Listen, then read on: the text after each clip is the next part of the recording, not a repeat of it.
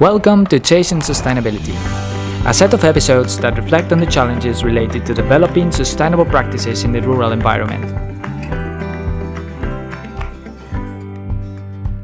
If you're one of those people interested in learning about international development in remote areas and global sustainability, join me in this adventure, where you will come across some truly fascinating projects and learn about local traditions while you discover some natural hidden gems on the way.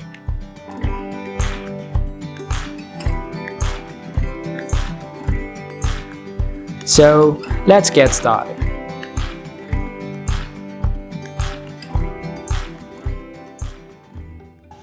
Well, if you have reached this point of the documentary, I have to tell you two things.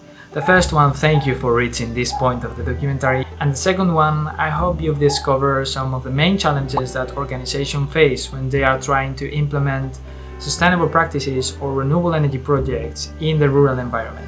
This episode is simply highlighting the list of found challenges over my trip around Sumba, as well as the main strategies that are being implemented to try to overcome them. I must start my list with one of the most repeated challenges after interviewing many different people and many different profiles, and that is the business model.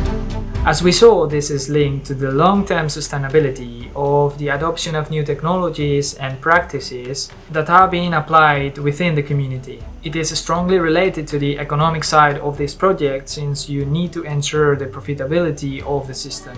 And this is particularly difficult when you are working in the rural environment where the social dynamics are complex.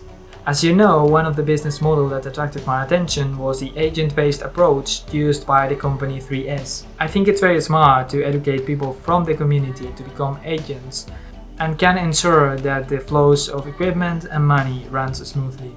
One valuable lesson learned here is the importance of working to try to achieve transparent accountability within any community development group, since it has been the reason for premature failure in past projects, according to 3S.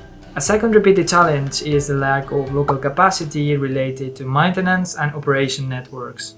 Here we saw some strategies that are being implemented, like the constitution of cooperatives, or the so-called bundesas, that collects the electricity fees to try to boost the economy of the village by creating new business opportunities, and also to have money to be able to operate the system in the long term. This is a critical challenge that is interlinked with the importance of having a successful business model, so it is linked with the previous challenge. Then we have to move to the next challenge, which is the supply chain. This is specifically challenging in Indonesia because of its geographical conditions. As Mr. Umbu, Mr. Hanning and Mrs. Jetty explained in some of their interviews, it is very difficult and expensive, for example, to replace some parts of the equipment for the rural communities. The next challenge I would like to highlight is the importance of applying appropriate knowledge transfer mechanisms. Being flexible, as Sarah said, and accept that the outcomes of your project might not be the ones that you expected initially. However, the important part here is to work with the community in the things that they are interested in, to effectively bring change and development to the rural areas. This is related to what Sarah explained about the analogy of the pool game with red and green balls.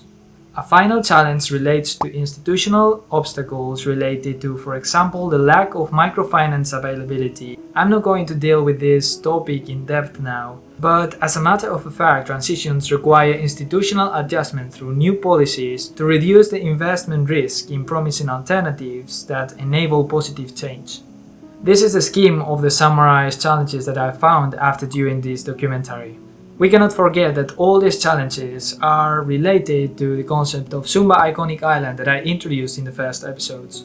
And it's important to keep in mind such challenges when proposing such ambitious targets. I am saying this because the reality of achieving 100% of reliable and renewable energy forms by 2025 for all population of Sumba is not going to be achieved. In Sumba, the reality is that many rural communities are still lacking of energy access.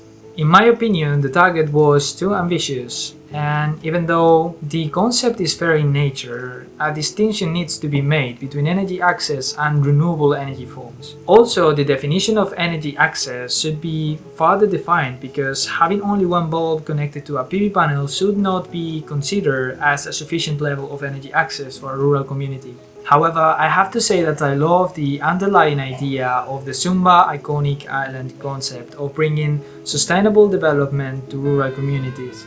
But as we saw, this is a long-term process. Finally, as I said in my previous episode, all these challenges can be overcome through education. However, Mr. Dedi Hanning identified a gap in the availability of Indonesian literature related to the guidelines that you have to follow when you are trying to develop a renewable energy project in a rural community, for example, a microgrid project with PV installation. That's why he's been dedicating the last years of his professional career to try to develop a holistic picture, a holistic approach of what those guidelines should look like. And this approach involves lessons learned from past experiences in so many different topics such as regulation, operation, maintenance, and also participation strategies and so on.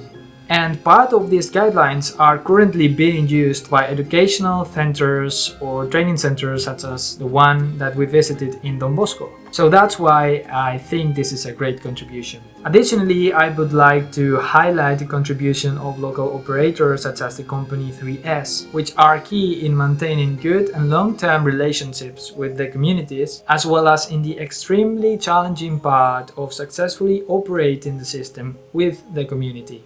I would like to have one last word to say thank you to all the people that have supported me in this adventure and has come along with me. First and foremost, thank you to Dedi and Sarah for receiving me with open arms, not only in your organizations but also in your respective homes, and letting me live in this wonderful professional and personal experience. Second, I would like to thank Yeti, Rita, Novi, Moose, and all the people in Sumba that has made my journey an unforgettable experience. Then I would like to thank my professor and mentor Henny for guiding me in this process and also to giving me with the confidence to do this documentary. Of course, I would like to thank to the University Fonds Eindhoven for financially supporting part of my project here, as well as to Eindhoven University of Technology for the trust placed in the project.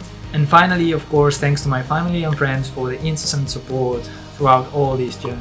Even though I will be finished my master's next year, I hope I can bring more videos to you about interesting topics related to sustainability. So having said that, thank you so much, and I see you in my next adventure.